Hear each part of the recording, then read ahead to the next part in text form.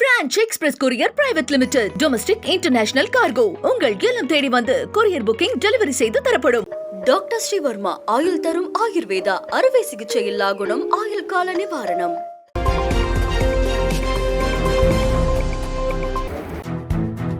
முதலமைச்சர் மு.க.ஸ்டாலின் இன்று தனது 72வது பிறந்த நாளை கொண்டாடினார்.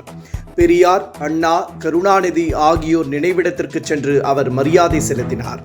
அண்ணா நினைவிடத்தில் இந்தி திணிப்புக்கு எதிராக உறுதிமொழி ஏற்றுக்கொண்டார்.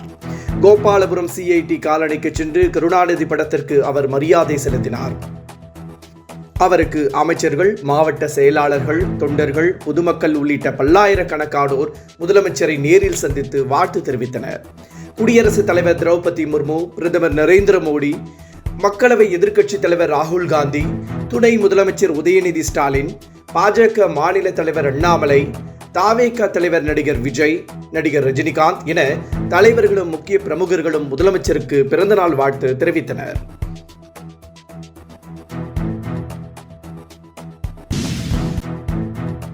இந்தி திணிப்பை கைவிட வேண்டும், மாநில சுயாட்சி வர வேண்டும் என்பதுதான் எனது பிறந்தநாள் செய்தி என முதலமைச்சர் மு.க.ஸ்டாலின் தெரிவித்துள்ளார்.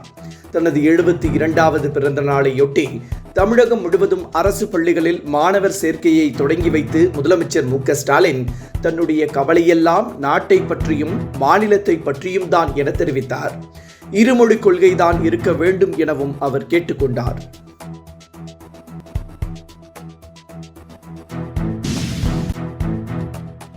வரும் 2026 சட்டமன்ற பொதுத் தேர்தலில் தாவேகா தனித்து போட்டியிட்டு வெற்றி பெற்று ஆட்சி அமைக்கும் என பிரசாந்த் கிஷோர் தெரிவித்துள்ளார்.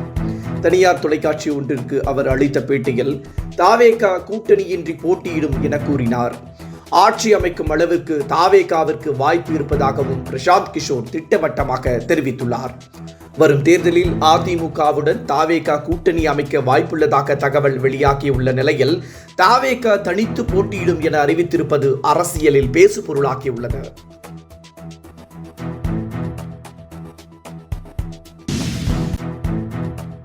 வரும் சட்டமன்ற தேர்தலில் தாவேகா வெற்றி பெறாது என அண்ணாமலை திட்டவட்டமாக தெரிவித்துள்ளார். 2026 சட்டமன்ற தேர்தலில் தாவேகா வெற்றி பெற்று தனித்து ஆட்சி அமைக்கும் என பிரசாந்த் கிஷோர் தெரிவித்திருந்தார். இது குறித்து கருத்து தெரிவித்துள்ள அண்ணாமலை தாவேகாவிற்கு 3வது இடம்தான் கிடைக்கும் என கூறினார். மன்னர்கள் போல திமுகவினர் செயல்படுவதை மக்கள் பார்த்து கொண்டுதான் இருக்கிறார்கள் என்றும் அடுத்து பாஜக கூட்டணிதான் ஆட்சி அமைக்கும் என்றும் அண்ணாமலை நம்பிக்கை தெரிவித்தார்.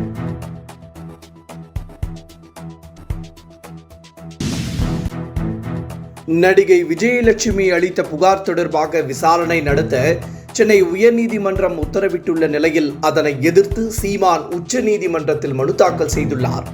மார்ச் 7ஆம் தேதி மனு விசாரணைக்கு வர உள்ளதாக தகவல் வெளியாகியுள்ளது. நடிகை விஜயலட்சுமியின் வழக்கை 12 வாரத்திற்குள் முடித்து அறிக்கை தாக்கல் செய்ய உயர்நீதிமன்றம் உத்தரவிட்டுள்ள நிலையில் நேற்று வளசரவாக்கம் காவல் நிலையத்தில் சீமான் ஆஜராகியிருந்தார்.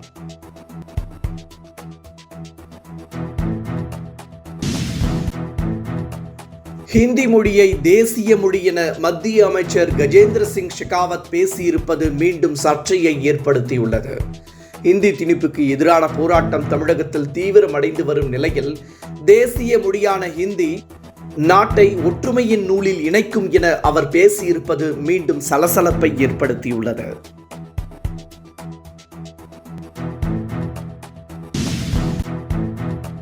பாமக வெளியிட்டுள்ள நிழல் பட்ஜெட்டில் வேளாண் துறைக்கு 65,000 கோடி ரூபாய் ஒதுக்க பரிசீலிக்கப்பட்டுள்ளது. பட்ஜெட் வெளியிட்ட அன்புமணி தமிழகத்தில் ரேஷன் கடைகளில் நாட்டு சர்க்கரை விற்கப்படும் என்பன உள்ளிட்ட 80 தலைப்புகளில் அறிவிப்பை வெளியிட்டுள்ளார். காவிரியை பாதுகாக்கப்பட்ட வேளாண் மண்டலமாக மாற்றுவது, 100 நாள் வேலை திட்டத்தை 150 நாட்களாக மாற்றுவது உள்ளிட்ட அறிவிப்புகளையும் அன்புமணி வெளியிட்டுள்ளார்.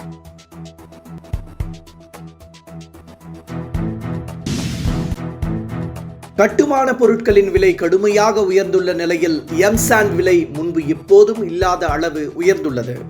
கடந்த ஜனவரி மாதத்தில் திருச்சி, கரூர் உள்ளிட்ட மாவட்டங்களில் எம்சாண்ட் விலை உயர்த்தப்பட்ட நிலையில் அதற்கு கட்டுமான துறையினர் கடும் எதிர்ப்பு தெரிவித்து வந்தனர். இந்த நிலையில் தமிழகம் முழுவதிலும் எம்சாண்ட் விலை ஒரு யூனிட் 3500 ரூபாயில் இருந்து 4500 ரூபாயாக உயர்த்தப்பட்டுள்ளதாக தகவல் வெளியாகியுள்ளது.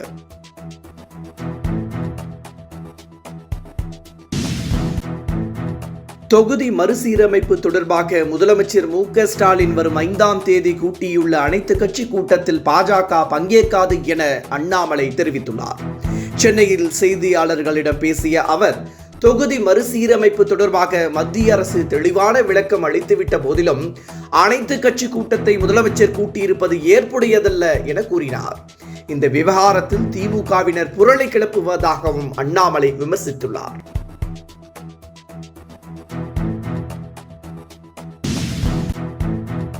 சென்னையில் கடந்த பிப்ரவரி மாதத்தில் மட்டும் 86,65,000 பேர் மெட்ரோ ரயிலில் பயணம் செய்துள்ளனர்.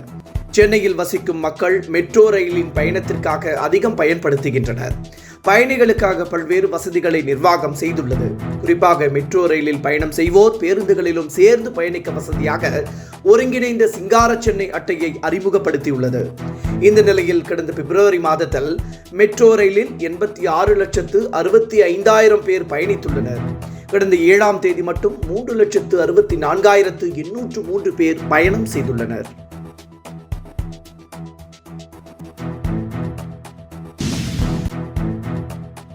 குட் பேட் அக்லி திரைப்படத்தின் டீசர் 2.5 கோடி பார்வையாளர்களை கடந்து பெரும் வரவேற்பை பெற்றுள்ளது.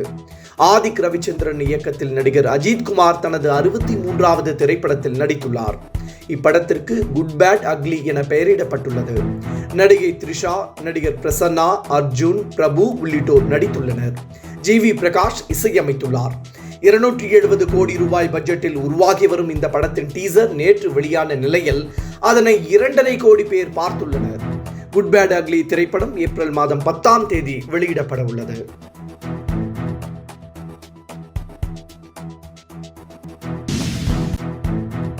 பெண்கள் குறித்து தரக்குறைவாக சீமான் பேசி வரும் நிலையில் அதை சகித்துக் கொண்டு அவரது கட்சியில் எப்படித்தான் பெண்கள் இருக்கிறார்களோ என திமுக எம்பி கனிமொழி கேள்வி எழுப்பியுள்ளார்.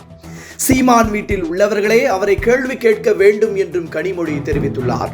மொழியை வைத்து திமுக அரசு பிளவை ஏற்படுத்துவதாக கூறும் ரயில்வே துறை அமைச்சர் அஸ்வின் வைஷ்ணவ் முதலில் தனது துறையில் உள்ள குறைபாடுகளை சரி செய்யட்டும் என கனிமொழி கூறியுள்ளார்.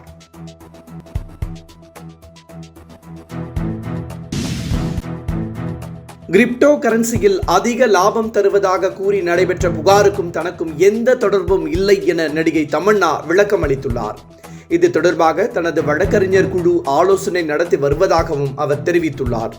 தன்னை பற்றி பொய்யான தகவல் பரப்பப்படுவதாகவும் அவர் கூறினார். கிரிப்டோ கரன்சி முதலீட்டில் கோடிக்கணக்கான ரூபாய் லாபம் கிடைக்கும் என கூறி கோடிக்கணக்கான ரூபாய் மோசடி நடந்துள்ளதாக புகார் எழுந்துள்ளது. இந்த சூழலில் கிரிப்டோ கரன்சி முதலீடு தொடர்பான விளம்பரத்தில் நடித்த நடிகை தமன்னாவிடம் புதுச்சேரி போலீசார் விசாரணை நடத்த இருப்பதாக தகவல் வெளியாகியுள்ளது. Branch express courier private limited domestic international cargo உங்கள் இல்லம் தேடி வந்து கொரியர் புக்கிங் டெலிவரி செய்து தரப்படும். டாக்டர் ஸ்ரீவர்மா ஆயுள் தரும் ஆயுர்வேதா அறுவை சிகிச்சை இல்லா குணம் ஆயுள் கால நிவாரணம். என்றும் உங்களுடன் மை இந்தியா. முக்கிய செய்திகளை உடனுக்குடன் தெரிந்து கொள்ள சப்ஸ்கிரைப் பண்ணுங்க, பெல் பட்டனை பிரஸ் பண்ணுங்க. என்றும் உங்களுடன் மை இந்தியா.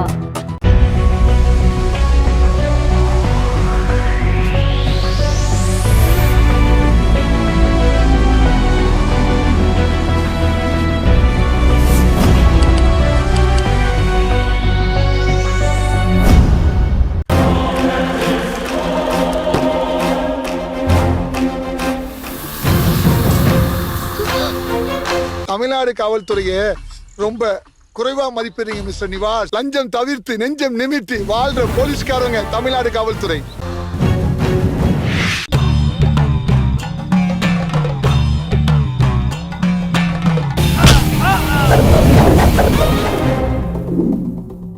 நேற்று நான் இன்று நீ திகில் கிளப்பும் அதிரடி ஆக்ஷன் திரைப்படம் OTT+இல் ஒளிபரப்பாகிக் கொண்டிருக்கிறது. காணத் தவறாதீர்கள்.